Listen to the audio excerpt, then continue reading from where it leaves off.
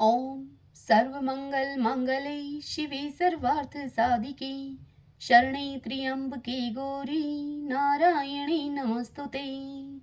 जय माता दी। आप सभी भक्तों का आपके अपने YouTube चैनल श्री कृष्ण दीवानी में हार्दिक स्वागत है। आज चैत्र मास का तीसरा दिन है।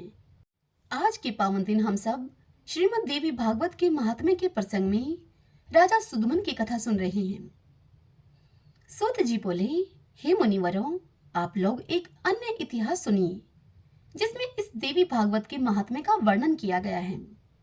एक बार कुंभ योनि लोपामुद्रापति महर्षि अगस्त्य ने कुमार कार्तिकेय के पास जाकर उनकी भली भांति पूजा करके उनसे विविध प्रकार की बातें पूछी।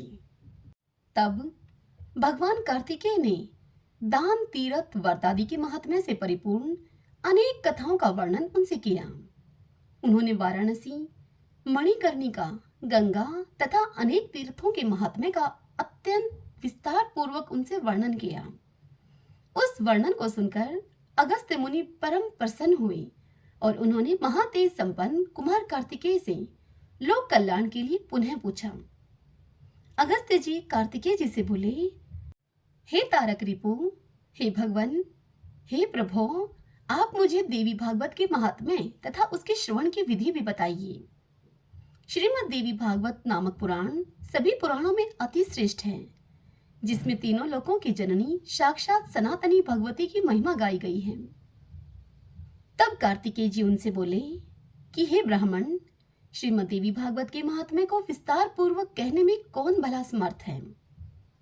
मैं इस समय संक्षेप में इसे कहूंगा, इसे आप सुनिए।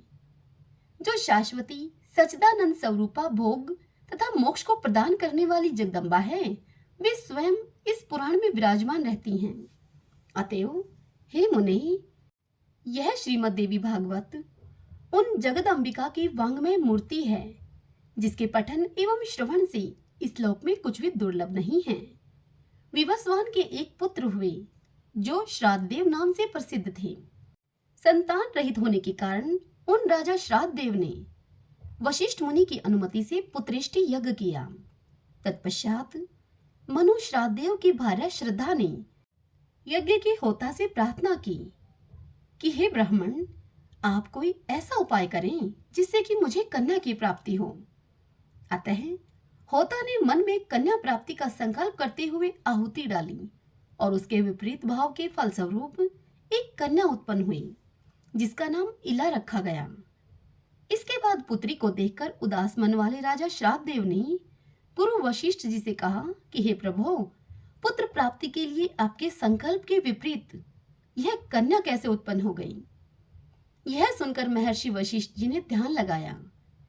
इसमें होता का व्यतिक्रम जानकर वे इला को पुत्र बनाने की कामना से ईश्वर की शरण में गए।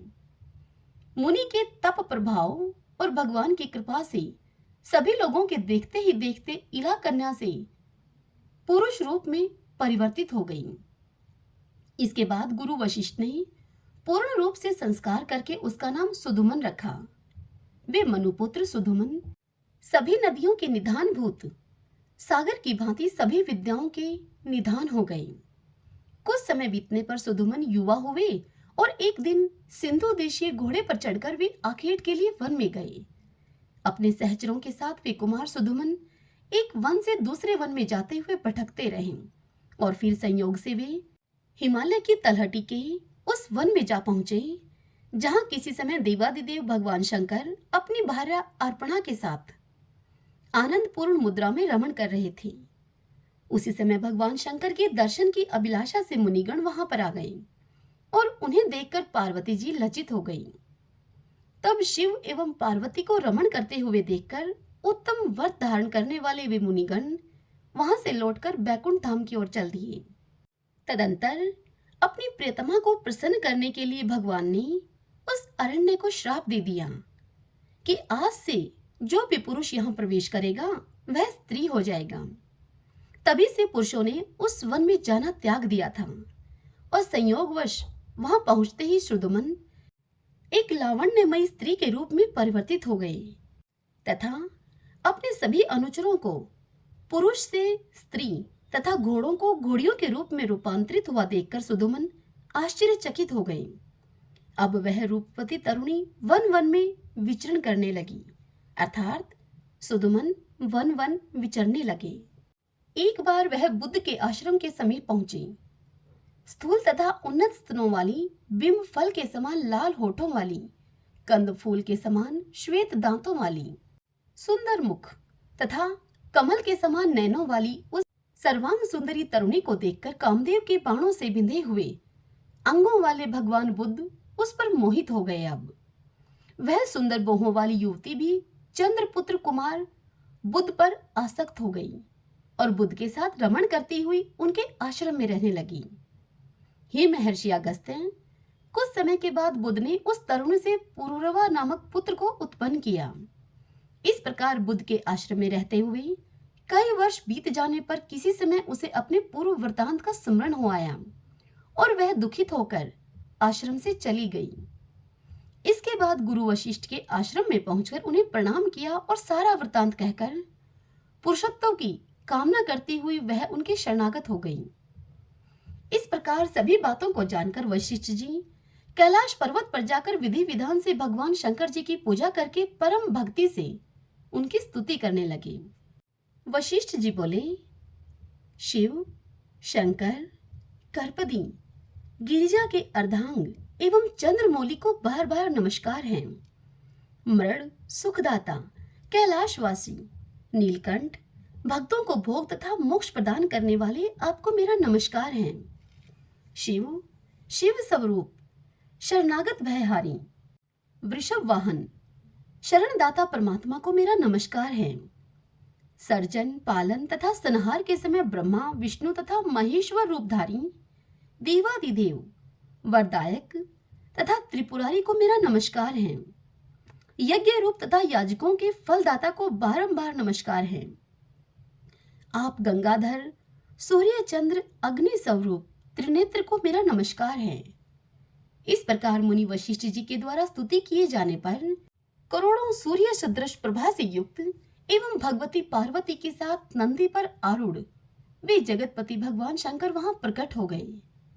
चांदी के पर्वत के समान प्रभा वाले त्रिनेत्रधारी भगवान चंद्रशेखर शरण में आए हुए मुनिश्रेष्ठ वशिष्ठ से अत्यंत प्रसन्न होकर इस प्रकार बोले। श्री भगवान ने कहा, हे विप्रऋषि, आपके मन में जो भी इच्छा हो वह वर मांगिए मुझसे। भगवान के इस प्रकार कहने पर गुरु वशिष्ठ ने प्रणाम करके इला की पुरुषत्व प्राप्ति के लिए उनसे प्रार्थना की। इसके बाद प्रसन्न होकर शंकर जी ने मुनि श्रेष्ठ वशिष्ठ जी से इस प्रकार कहा कि हे वशिष्ठ जी, 1 मास तक वह पुरुष रूप में तथा 1 मास तक वह नारी रूप में रहेगी। इस प्रकार शिव जी से वर प्राप्त करके महर्षि वशिष्ठ ने वर प्रदान करने के लिए सदा उत्सुक रहने वाली जगदम्बिका पार्वती को प्रणाम किया। करोड़ों चंद्रमा की कला कांति से युक्त तथा सुंदर मुस्कान वाली भगवती की सम्यक पूजा करके सदा के लिए इला की पुरुषत्व प्राप्ति की कामना से वशिष्ठ जी श्रद्धा पूर्वक उनकी स्तुति करने लगे। वशिष्ठ जी बोले, हे देवी, हे महादेवी, हे भक्तों पर कृपा करने वाली भगवती, आपकी जय हो। हे समस्त देवों की आराध्य स्वरूपा और अनंत गुणों की आगार, आपकी जय हो। हे देवेश्वरी, हे शरणागत वत्सले, आपको बारंबार नमस्कार है।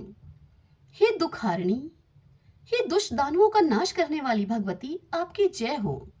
हे भक्ति से प्राप्त होने वाली भगवती, हे महामाये, हे जगदम्बिके, हे भवसागर से पार उतारने के लिए नौका स्वरूप चरण कमल वाली, आपको नमस्कार है। आपके चरण कमलों की सेवा से ही ब्रह्मा, विष्णु और महेश आदि देवता विश्व के सर्जन, पालन तथा संहार हेतु सामर्थ्य प्राप्त करते हैं। पुरुषार्थ चतुष्टय अर्थात धर्म, अर्थ, काम और मोक्ष प्रदान करने वाली हे देवेश्वरी, आप प्रसन्न हो। हे देवी, आपकी स्तुति करने में भला कौन समर्थ है, अतः आपको केवल प्रणाम कर रहा हूँ। महर्षि वशिष्ठ जी के द्वारा इस प्रकार भक्ति भाव से स्तुति किए जाने पर नारायणी पारंबा दुर्गा भगवती तत्काल प्रसन्न हो गई। तदंतर भक्तजनों का दुख दूर करने वाली महादेवी ने मुनि वशिष्ठ जी से कहा कि हे मुनिश्रेष्ठ, आप सुधुमन के घर जाकर भक्तिपूर्वक मेरी पूजा करें।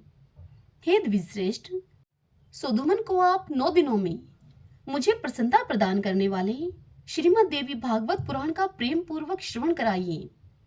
उसके श्रवण मात्र से उसे सर्वदा के लिए पुरुषत्व की प्राप्ति हो जाएगी।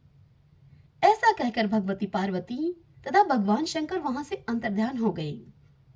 इसके पश्चात वशिष्ठ जी उस दिशा को नमस्कार करके अपने आश्रम को लौट आए और सुधुमन को बुलाकर उन्होंने देवी की आराधना करने के लिए उन्हें आदेश दिया। अश्विन मास के शुक्ल पक्ष में जगदम्बा की विधिवत पूजा करके वशिष्ठ जी ने राजा को नवरात्र विधान के अनुसार श्रीमद् देवी भागवत पुराण सुनाया।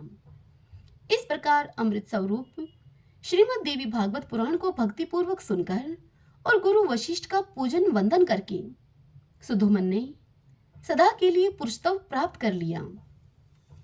महर्षि वशिष्ठ ने सुधुमन का राज्याभिषेक किया और वे प्रजाओं को प्रसन्न रखते हुए धर्मपूर्वक भूमंडल पर शासन करने लगे। सुधुमन ने अत्यंत श्रेष्ठ दक्षिणा वाले भांति भांति के यज्ञ किए और अंत में पुत्रों को राज्य का शासन सौंपकर वे देवी लोक को प्राप्त हुए। हे विप्रो, इस प्रकार मैंने आप लोगों को इतिहास सहित देवी महात्म्य बता दिया है। यदि कोई मनुष्य सद्भक्ति के साथ इसे पढ़ता अथवा सुनता है तो वह देवी की कृपा से इस लोक में संपूर्ण कामनाओं की प्राप्ति करके अंत में देवी के परम सत्य स्वरूप सालोक्य को प्राप्त कर लेता है। आज की यह कथा यही समाप्त हुई। इससे आगे की कथा अगली वीडियो में सुनने को मिलेगी आपको। वीडियो को लाइक और कमेंट करके जरूर बताइएगा कि आज की यह कथा आपको कैसी लगी। जय माता दी।